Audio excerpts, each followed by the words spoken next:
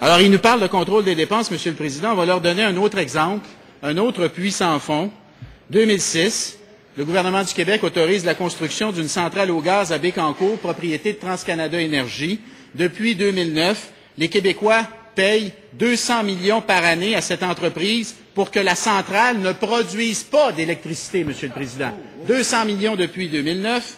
Alors, on a signé un contrat pour la construction d'une centrale électrique au gaz exploitée par une entreprise privée et le gouvernement libéral paye cette entreprise pour qu'elle ne fasse rien. Monsieur le Président, est-ce que le ministre des Ressources naturelles peut nous dire pourquoi son gouvernement paye 200 millions par année à TransCanada Énergie pour une centrale au gaz qui ne produit pas d'électricité? Puis, est-ce qu'il peut nous dire pendant encore combien de temps ça va durer? Monsieur le ministre des Ressources naturelles. Monsieur le Président, je ne sais pas où était le député de Marie-Victorin de 2009 à 2011. Je ne sais pas s'il s'est aperçu qu'il y avait une récession importante et que la demande d'électricité a chuté en Amérique du Nord et qu'on s'est retrouvé en surplus d'énergie. Cette décision-là a été prise avant qu'on ait un ralentissement économique important en Amérique du Nord et une baisse des demandes de l'énergie, puisqu'actuellement, on est en surplus d'énergie, Monsieur le Président. Il y avait une entente qui a été faite. Le gouvernement du Québec a l'intention de respecter les ententes et des contrats qui ont été signés. C'était une entente pour la demande de pointe, Monsieur le Président. C'est une usine que c'est pour la demande de pointe en énergie. Donc, à ce moment-là, il y a un contrat qui a été signé et on a l'intention de respecter notre signature. Monsieur le Président, c'est ça notre point de vue du côté du gouvernement du Québec. On ne veut pas être dans une république de bananes, comme propose le Parti québécois, dans leur vision de souveraineté, de renier les signatures, de renier les ententes d'Hydro-Québec avec qui que ce soit, Monsieur le Président. Première complémentaire, Monsieur le député de Marie-Victorin. Président, le plus insultant dans ce contrat signé par les libéraux, c'est qu'il faut payer plus cher chaque année. Année après année, Monsieur le Président, il faut indexer, imaginez-vous, l'argent qu'on doit leur verser. C'est-tu assez incompétent à votre goût, ça? Non seulement on paye 200 millions, mais on paye 200 millions plus l'indexation. Alors, on veut savoir pendant encore combien de temps on va payer ça, puis la facture totale, en bout de ligne. Ça va nous revenir à combien? Ça va revenir à combien aux Québécois, ce contrat-là que vous avez signé? Qui répondent? Monsieur le ministre des Ressources naturelles. Monsieur le Président, je remercie vraiment ce matin le député de Marie-Victorin pour sa question parce que je pense qu'il va vraiment compter dans ses propres buts.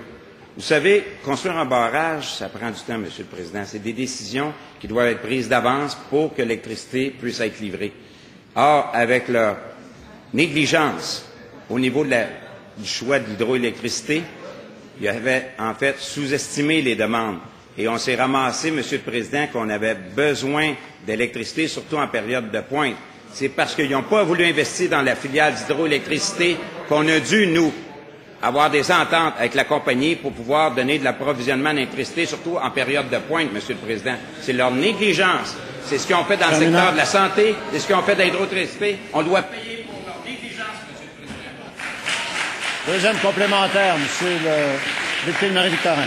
Monsieur le Président, si on ne devait pas payer 200 millions par année à une entreprise albertaine en guise de pénalité, les Québécois seraient 200 millions plus riches. 200 millions indexés par année, Monsieur le Président. On veut savoir, hey, ça va durer combien de temps, puis combien on va finir par payer pour cette entente pourrie, Monsieur le Président, qui répond à la question. Monsieur le ministre des Ressources naturelles. Ce que je trouve vraiment pourri, c'est le fait que le gouvernement précédent a négligé le développement de l'hydroélectricité parce que ça prend du temps avant qu'on puisse construire un barrage et avoir les premières livraisons d'hydroélectricité, Monsieur le Président. Parce qu'ils ont négligé le développement de la filiale, on a dû avoir recours. J'ai très bien entendu la question. Monsieur le député de Verchères, Monsieur le député de Richelieu, Monsieur le député de Jonquière, je vous entends. Trop.